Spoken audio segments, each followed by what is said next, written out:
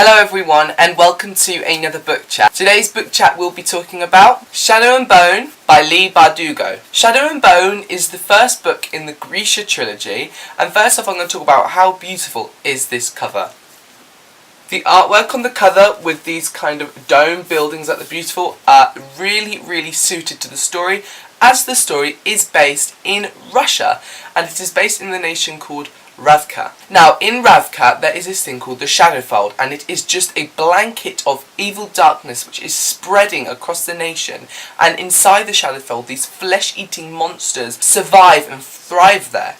Now, Shadowfold is separating the nation to a really important town in the nation city where they do all the learning and they have the ships and all the produce come from, so people have to travel through.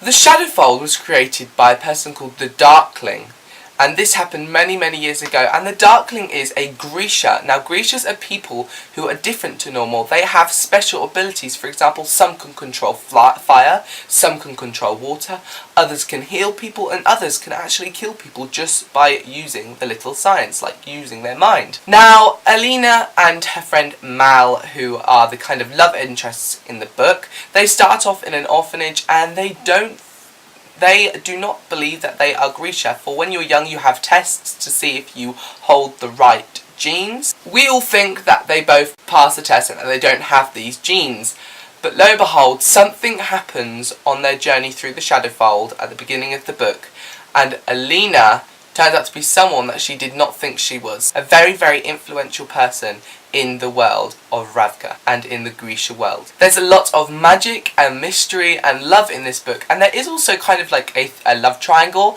but don't let that put you off because it really works. Now, I absolutely love this book because it was really fast paced, there was a lot of action, and I loved watching Alina develop into this character and develop into her new amazing powers by going to these lessons, and she basically goes to a school where she learns to harness her Grisha side. Now this could be from combat training to magic training, and it was phenomenal. And you really don't know who to trust in this book. You meet a lot of characters, some good, some not so good, and they all have a very influential part in the story. Now if you love books that are kind of set in a different land, because this is set in Russia, which was brilliant, if you love books which have, to me, the kind of feel I got about this book was kind of Aang the Avatar-ish. Not as in they were earthbenders or waterbenders, but they could control fire and water and air, I believe, and it was just really cool, and the thought put into the powers in this book and the thought put into the storyline and the plot and the ending was absolutely phenomenal. Now it's the first book in a trilogy, I believe. The second book is Siege and Storm, which is coming out really soon. Now I seriously loved this book. I gave it an absolute 5 out of 5 stars, and it is 100% reread.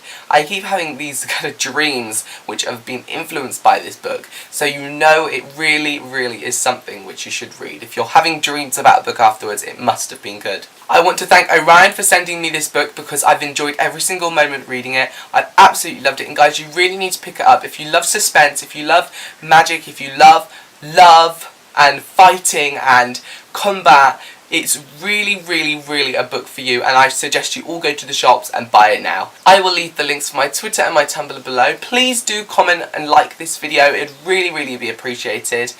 Thank you guys so much for watching. I have a lovely week, and I'll see you soon. Bye!